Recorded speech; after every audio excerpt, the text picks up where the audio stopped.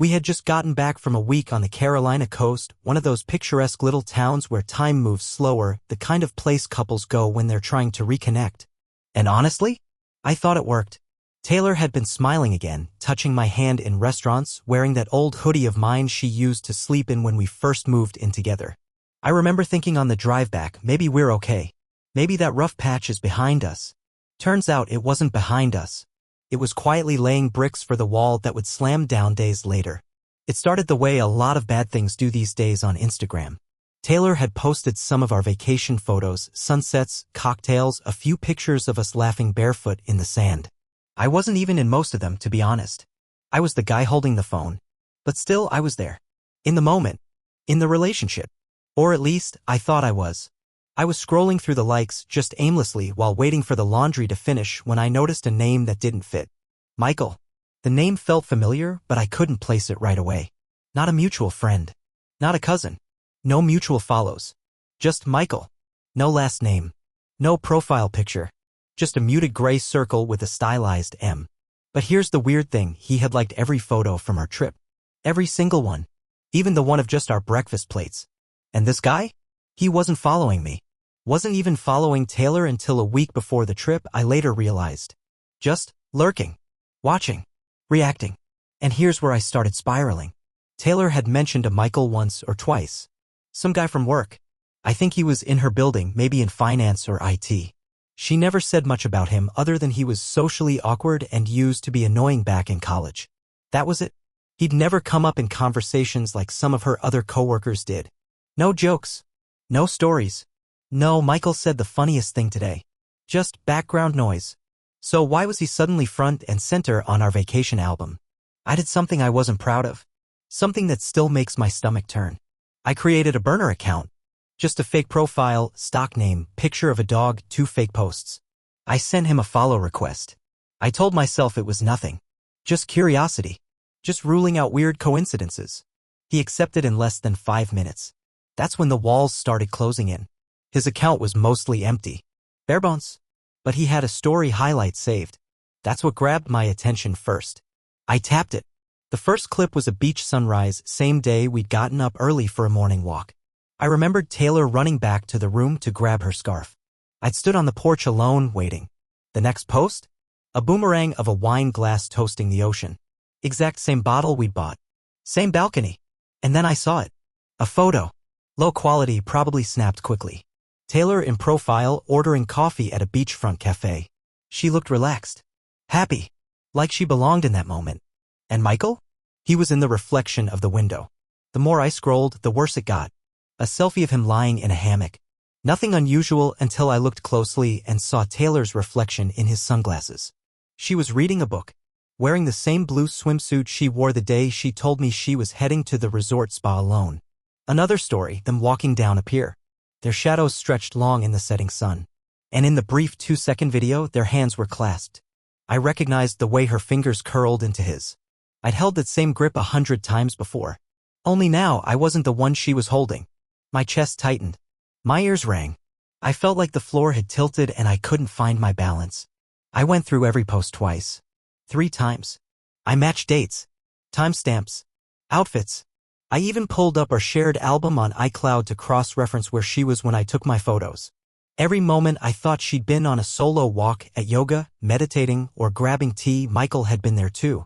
She hadn't gone off the grid. She just left me out of the story. I sat on the couch, phone in my hand, trying to breathe. Taylor was in the other room, humming, putting away our suitcase, completely unaware that her entire narrative was unraveling in front of me. I didn't even realize she'd walked in until she said, casually, "You okay?" I didn't say anything at first. I just turned the phone around, showed her the photo of the hammock, the one with her reflection in his sunglasses. Her eyes landed on the screen. Her expression didn't shift. She looked at me. Calm. Cool.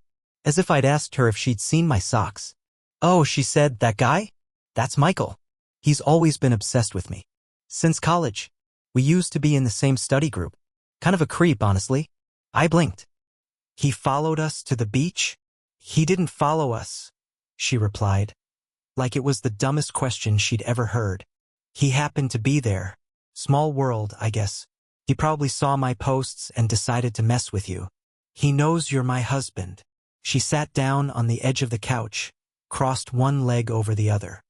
He's always trying to insert himself in my life. I block him, he makes new accounts. I didn't want to make a big deal about it on our trip. I wanted to believe her. God, I really wanted to believe her. But something in her voice was too polished, too rehearsed, like she'd practiced this explanation already, in the mirror maybe, just in case the truth ever came too close to the surface. And the worst part? My gut, the part of me I'd ignored for months, was screaming that she wasn't just trying to protect me from some random troll. She was trying to protect him.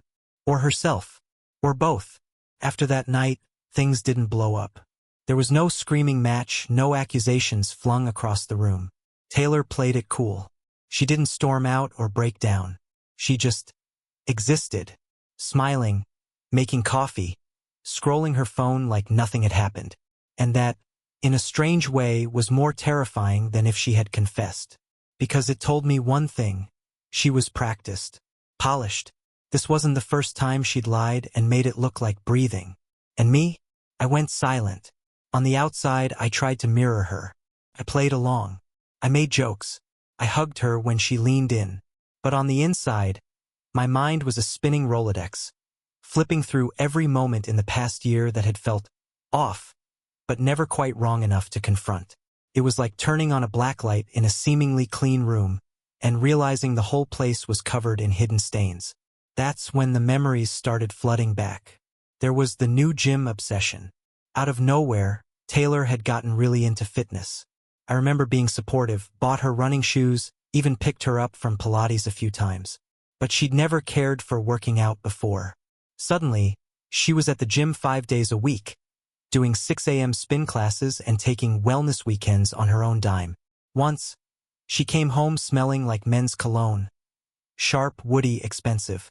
I asked, jokingly, "New instructor wearing designer?" She laughed it off. "Office AC is broken. Probably from the guy in the elevator." I believed her. Now, I hated that I had. Then there were the dresses. Taylor always had good style. But lately, her wardrobe had changed. Flashier, tighter, dresses I'd never seen before, hanging in the closet with tags still on them. When I asked, she always had an explanation. "Oh, this one? It was on clearance." Or, "Got it for that work event next week." But the receipts didn't match. She never took photos in them. Never wore them when we went out together. They were for someone else's eyes. The phone behavior? That hit me hardest. Her phone had gone from casually lying around to being surgically attached to her. Face down always. On silent always. She used to leave it charging in the kitchen overnight. Now it was under her pillow, password protected, same code. But suddenly I didn't feel right using it. Once, I woke up at 2 a.m. and she was on the couch, typing away. When she saw me, she quickly turned the screen off and said she couldn't sleep. Then there was that night she said she was going out with the girls. A lakeside club, she claimed. Just the usual crew.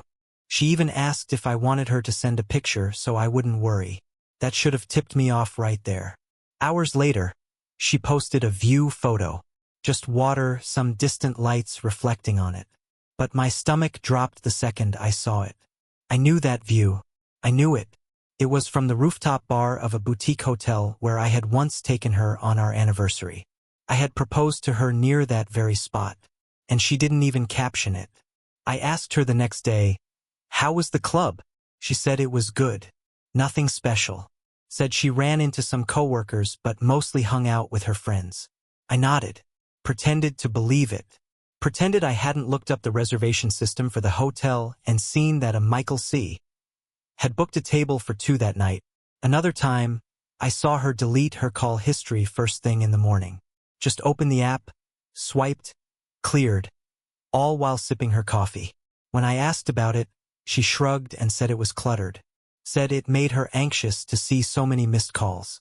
That made no sense. She'd never cared before. There was also the night she claimed she was meditating in the garden. She had this new app, said it helped her reset before bed. I peeked outside through the upstairs window and saw her pacing, phone to her ear, smiling. A soft, quiet kind of smile, The kind people reserve for private things. And mate things. And I couldn't shake the timing. Michael had only recently followed her back on Instagram. The same week we left for Carolina, she'd suddenly turned off tagging permissions on her profile. She said she was being more mindful about her digital presence. I didn't question it then. But now in the rear view it all looked like preparation. Scrubbing. Managing optics. Even her language had changed. She'd stopped calling me babe. Switched to my name more often. She said things like, I'm proud of you instead of I love you. It was subtle. Probably wouldn't register with anyone else. But to me, it felt like someone replacing a painting one stroke at a time. By the time you notice it's different, the original is already gone. She had once been glued to her Netflix dramas. Lately, she barely touched the remote. Always too tired for TV, but not too tired for late-night phone scrolling. She said she was reading more. Growing. But when I picked up one of her book club selections, it was untouched. Pages stiff. Spine unbroken. Even our bedroom routines had changed. She used to pull me into bed. Now she stayed up. Came to bed late. Always with earbuds in. When I kissed her goodnight, she'd tilt her cheek toward me. Mechanical. Absent. And still I said nothing. Because part of me clung to the hope that I was just paranoid. That marriage had dull moments. That people change. That she was tired. Or distracted. Or maybe just distant. We'd both been working a lot. Maybe she was going through something she didn't want to talk about. But now, knowing what I knew, all those excuses felt like spit-shined lies. And I hated how neatly it all connected. I remembered how she used to say, I don't believe in cheating. How she said affairs were cowardly escapes. How she once cried watching a movie where a husband strayed. Said she'd never forgive someone who did that. She'd also said, if I ever fall out of love with you, I'll tell you. I'd never go behind your back. Now, I realized people say those things when they believe them. When they want to believe them. But belief bends. Love decays.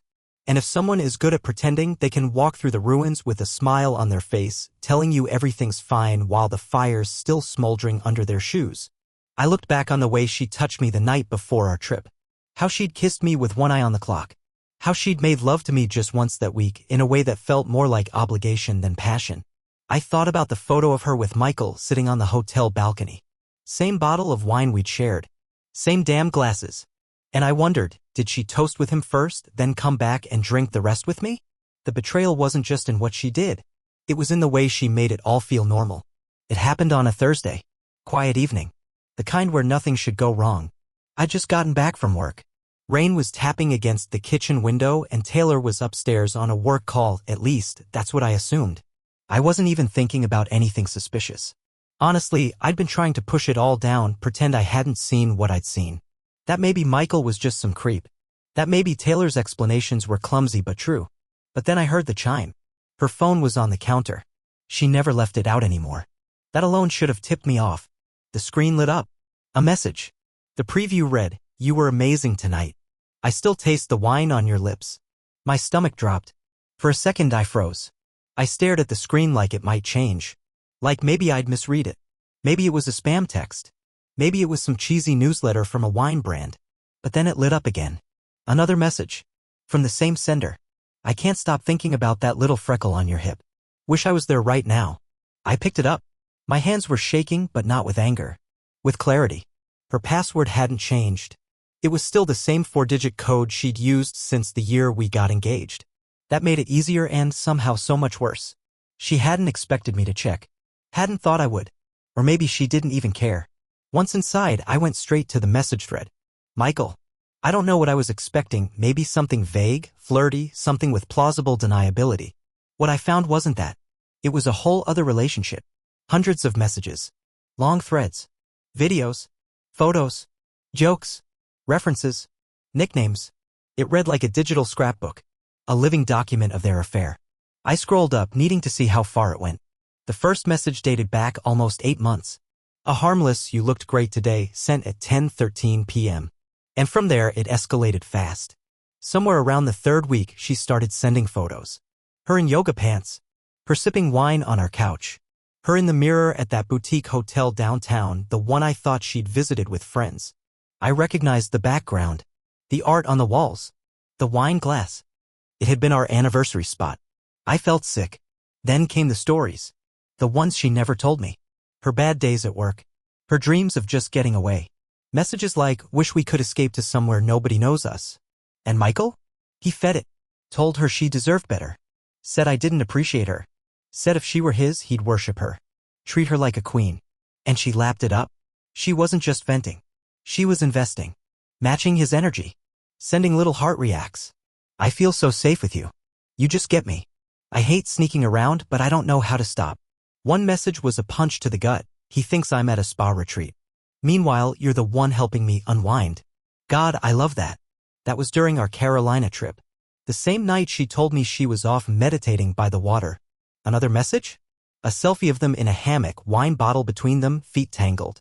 Captioned, my secret garden. That hammock? I'd seen it. We passed it walking to breakfast. She told me she wanted to check it out tomorrow. Guess she had already been there with him. They had inside jokes. Pet names. Songs they shared over Spotify. I clicked one link and it opened to a playlist titled Us. It was filled with love songs. In asterisk mate ones. Ones she'd never played around me. I found a plan. An actual typed itinerary. Next weekend, you say you're visiting your sister. I'll meet you halfway. Hotel is booked. Bring that green dress. The green dress. She wore it the night she said she was going to a conference dinner.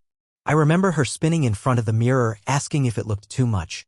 I said she looked stunning. She kissed my cheek and said, thank you for always making me feel seen. And then she went to see him. There was another section that made my jaw clench. Conversations about me. About how oblivious I was. Jokes about how I probably think she's out buying candles. Laughing at how easy it is to be honest when the truth is so far behind you. It was like I wasn't even real to them. Just a ghost in the background. An accessory to their little fantasy. I dropped the phone. Just let it fall on the floor like it had burned me. I backed away from it like it might explode. Sat on the edge of the kitchen chair, elbows on my knees, trying not to scream. Because it wasn't just that she had cheated. It was that she built a whole other life. An entirely different self. And she let me kiss that version goodnight every day like I mattered. I don't know how long I sat there. Maybe minutes. Maybe an hour. The rain had stopped. The house was too quiet. The only sound was the distant hum of her voice upstairs, still on that call. Still pretending. Eventually she came down. Walked into the kitchen like everything was fine. Saw the phone on the floor, the screen still on, the messages still visible. She paused. Our eyes met. She didn't panic. Didn't grab the phone or break into tears. She just tilted her head slightly and said, you weren't supposed to see that. Like she had forgotten to delete the leftovers in the fridge. Like it was a mistake of convenience, not betrayal. I didn't say anything. Not because I was afraid, but because I finally understood something I'd been too naive to see. She didn't think it mattered. Not the affair. Not the lies. Not the fact that I had built my life around her. She wasn't scared of being caught. She was annoyed. Annoyed that the illusion cracked before she was ready to discard it herself. She reached for the phone slowly, casually, as if it were just another device. Ryan, she said quietly, before you go and make this into a whole thing. I'm not making anything, I interrupted, voice steady. You already did. There was a long pause. I could see her calculating. Trying to decide which mask to wear next. The victim? The bold one? The I didn't mean for it to happen version? But she must have seen something in my face that made her stop. Because she just nodded. I guess you finally figured it out, she said. No apology. No explanation. Just acknowledgement. Like she had dropped a dish and now it was my job to sweep up the mess. I stood up. Left the kitchen. Went to our room and closed the door behind me. And for the first time in my adult life, I cried. Not the kind of cry you do after a sad movie. Not the kind where you wipe a tear and move on. The kind where your whole body folds in on itself. Where grief punches through your ribs like a steel beam. Because I realized then I wasn't just cheated on. I'd been erased. Replaced. Unwritten. Morning came like an ambush. I hadn't slept. Not really. I drifted in and out of this hollow haze, eyes open, mind blank, body refusing to move. I remember staring at the ceiling, at the fan blades spinning slow like the whole room was mocking how stuck I was. I could still hear her breathing in the hallway. She hadn't gone to the guest room. She hadn't run. She just slept. Like nothing had happened. Like she hadn't just burned our marriage to ash. When the sun started creeping through the blinds, I finally pulled myself out of bed. My hands felt foreign. Like they didn't belong to me anymore. Like they belonged to some other version of Ryan, one who hadn't just had the ground pulled out from under him. I walked into the kitchen and there she was. Taylor. Making breakfast. Frying eggs. Toasting bread. Her hair pulled up, tank top tucked in like she was getting ready for a casual Saturday.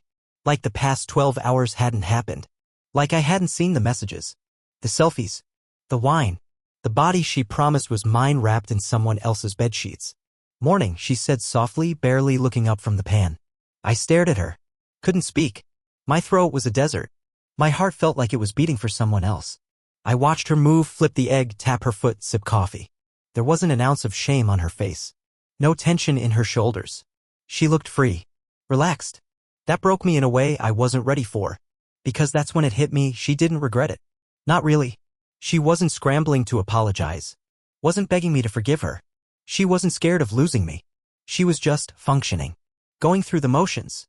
Playing house in a home she had long since emotionally moved out of. I sat down at the table. The same table where we'd planned our future. Where we picked baby names once even though we weren't ready. Where she cried after her mom's surgery and I held her like she was made of porcelain. And now across from me sat a woman I didn't recognize. She placed a plate in front of me. Eggs. Toast. A little jam. No words. I didn't touch it.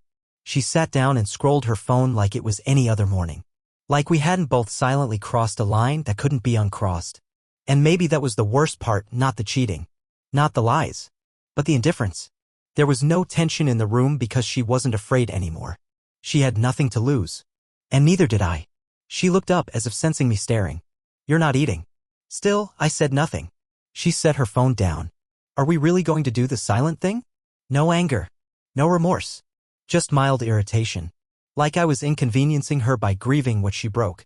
I don't know how to talk to you right now, I said finally. She raised an eyebrow.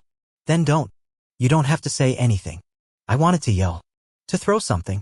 To demand she explain every detail of how she fooled me for so long. But there was no strength left in me. I was beyond rage. I was standing in the wreckage, trying to remember where the walls used to be. You don't even feel bad, I muttered. She paused. Looked at me for a long time. That's not fair. Isn't it? I said, eyes burning. You're calm. You're eating. You're dressed like it's just another day. Because falling apart won't fix anything. There it was. The line. The cold logic. The dispassionate reasoning. Like this was a business deal, not a betrayal. Like we were two colleagues reviewing a failed project. I pushed the plate away. She sighed. Ryan, I'm sorry you're hurt. But I didn't plan for this to happen. It just did. Those words hung in the air. It just happened. Like tripping on a sidewalk. Like forgetting to return a library book. I was your husband, I said. You let someone else into our life. Into you. And you lied to my face for months. She opened her mouth, then closed it again. Folded her arms. You weren't exactly present lately either. I laughed. A bitter, cracked sound. So that's the excuse? I wasn't present? So you cheated? Built a whole second life. You pulled away first, she snapped, suddenly defensive. You buried yourself in work. You stopped seeing me. I trusted you. I said, slamming my fist on the table. That was my mistake. We stared at each other, breathing heavy. And in that silence, something shifted. Not between us. Inside me. Because I saw it clearly, finally, the line she had crossed wasn't just physical. It was emotional. Existential. She had stopped being my partner long before she took off that dress for someone else. She had stopped choosing me. And I had spent months blaming myself. Making excuses. Explaining away the distance. But the truth? She left long ago. I think I'm done, I said almost to myself. Taylor looked up, her face blank. With breakfast? With this? With us? Her lips parted. But no words came. No, please. No, wait. Just silence. That silence told me everything. She didn't fight for it. Because she didn't want it anymore. And that's when the tears came. Not hers. Mine. Quiet ones. No sobbing. No gasping. Just the slow release of something I'd been carrying too long. The weight of being invisible in your own relationship. Of sleeping beside someone who was already gone. Taylor stood up. Walked to the sink. Didn't comfort me. Didn't reach for my hand. Just rinsed her plate and said, I'll give you some space. And then she left the room. I sat there alone in a house we once called ours. And for the first time I understood something ugly but honest. Heartbreak doesn't come when someone cheats. It comes when you realize they don't care that they did. I stayed in that chair for hours. Didn't move. Didn't eat. Just sat. Eventually, I opened my phone. Scrolled through old pictures. Our wedding. Vacations. Christmas mornings. And then I deleted them. One by one. Not out of anger. but because I didn't recognize the faces anymore. I didn't leave that day. Not because I forgave her. Not because I wanted to fix anything. But because I needed a plan. A clean one. A silent one. I wasn't going to stumble out the door with a suitcase and grief dripping off me like sweat. No. I wanted clarity. Control. Dignity. I wanted to reclaim something she didn't get to touch, my agency. So I stayed. And she let me. Taylor didn't ask questions. Didn't bring it up again. We floated around each other like ghosts. Made coffee in silence. Passed in the hallway like strangers. She kept up the performance, still sleeping in our room, still texting late at night, still laughing at things on her phone while I lay beside her, staring at the ceiling. It was surreal, like we were two actors who forgot to stop playing married. But I was no longer her audience. I was documenting everything. It started with receipts. Restaurant charges on days she told me she skipped lunch. Spa payments billed to our joint card when she claimed she had a headache and stayed home. Flower deliveries to an address I didn't recognize, some studio office I later traced back to Michael's consulting gig. Then came the bank statements. Purchases I never saw, jewelry, lingerie, hotel charges from boutique places well outside our regular date night radius. I cataloged every one of them. ** TED timestamps.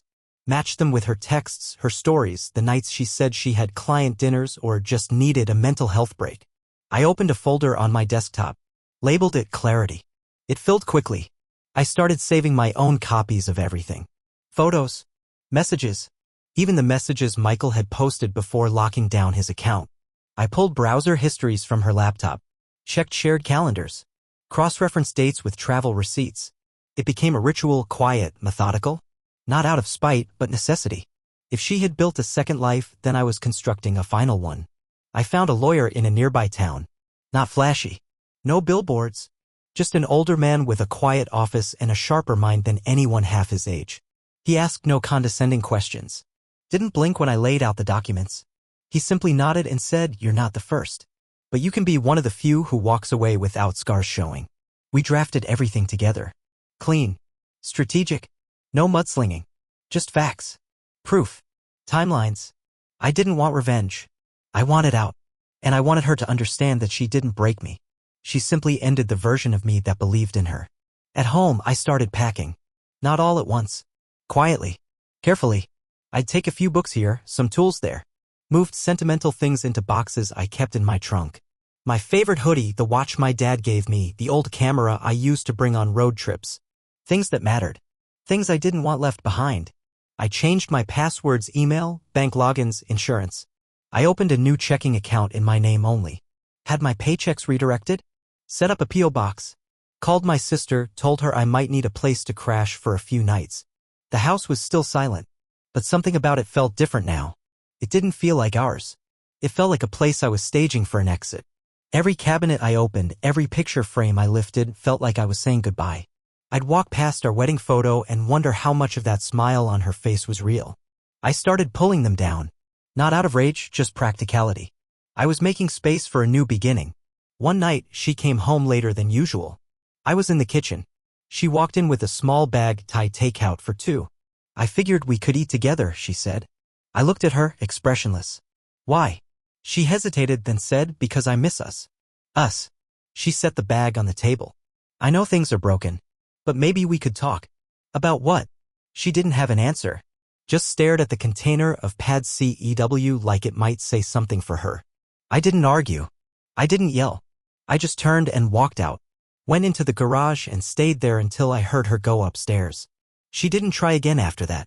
2 days later, I found a sticky note on my desk, going to my mom's for the weekend. Text if you need anything. I didn't respond. I wasn't angry anymore. I wasn't anything. Just a man in a house that felt like a set.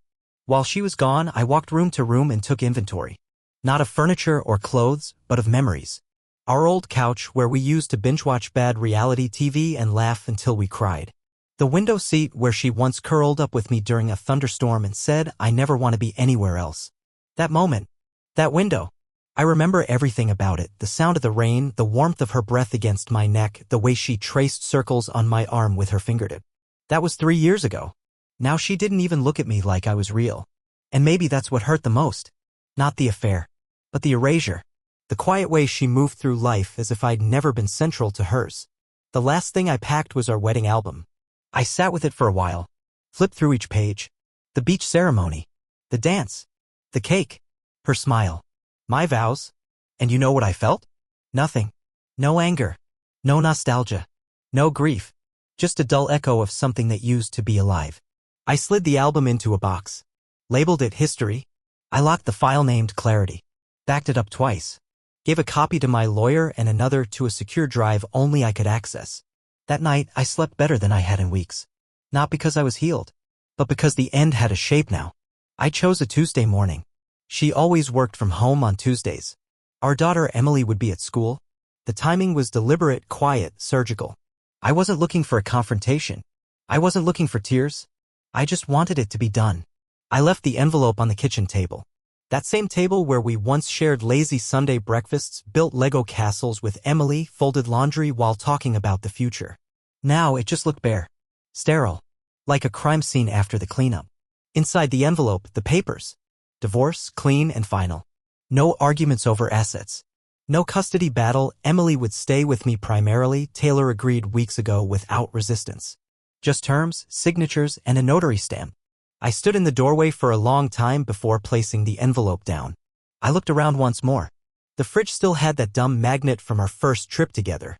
The hallway smelled faintly like her perfume. When she came down, her hair was wet. She was wearing that old tank top, the one she used to sleep in when we were happy. She wasn't expecting anything. She probably thought we had more time. Her eyes landed on the envelope. She didn't ask what it was. She already knew. I didn't say anything. Just waited. She pulled the papers out slowly. Flipped through the pages. Her hands didn't shake. Her breath didn't hitch. But her face, it shifted. Just enough. Not heartbreak. Not sorrow. Fear. When she looked up, her voice was smaller than I'd ever heard it. Are you really going to leave? I didn't answer right away. I wanted to. I wanted to scream, you already left. You just forgot to take your things. But I said nothing. Because the truth had already been said in silence. I was standing there, shoes still on, one hand on the door. Not running. Not breaking down. Just gone. Our daughter was still asleep upstairs. That was the only reason I hadn't walked out already. She didn't need to see this. Not yet. I wanted her morning to be normal. I wanted her toast to pop up and her juice to be cold and her mom's face to not be ruined with guilt. Taylor stood there holding the papers like they were on fire. But she didn't fight me. She didn't beg. She just nodded once and set them back down. It was over. Not with a bang. Not with a door slam or a dramatic confession. Just a quiet agreement that the illusion had finally collapsed. 2 weeks later, she moved out. No drama. No big scene. Just a moving truck and a few half-hearted goodbyes. Emily was at a friend's sleepover and Taylor left a note in her lunchbox the next day. I didn't read it. I didn't need to. After she was gone, the house felt bigger. Not empty, honest. I opened the windows. Aired out the place. Tossed the sheets. Got rid of the framed quotes she used to hang about love growing deeper with time. I think the irony would have led me if I hadn't already been numb. Music came back to the kitchen. I started leaving my phone wherever I wanted. No more suspicious glances. No more decoding late-night messages. Just quiet. Emily came home that weekend. She walked through the front door, looked around, and asked, "Is Mom coming back?" I didn't lie. I knelt down and said, "No, sweetheart. But we're going to be okay." She looked me in the eyes, those same eyes that used to light up when we all built pillow forts together, and just nodded. I kind of already knew. That broke me a little. Because I'd spent months hiding the cracks, painting over the silence. But kids, they feel it. They always do. On Sundays, I started trail running. There was a group that met at the edge of town. Just regular people, teachers, retirees, new parents trying to get their breath back. I wasn't trying to meet anyone. I just needed to move. But that's where I met Rebecca. She didn't ask about my situation. Didn't dig. She just ran beside me, laughed when I tripped on roots, and drank coffee afterward like it wasn't weird that two strangers shared silence more easily than words. She didn't pry. She didn't judge. She just listened. One afternoon she said, "You have the look of someone who finally stopped pretending." I didn't know what to say to that. So I said, "Yeah, I think I did." At night, I started sitting on the porch again. Watching stars. Drinking tea. Sometimes Emily joined me, wrapped in a blanket, asking questions about the universe. Sometimes I was alone. But I wasn't lonely. Because now I knew something I hadn't understood before. Being invisible isn't always something others do to you. Sometimes it's a choice. And I wasn't making that choice anymore.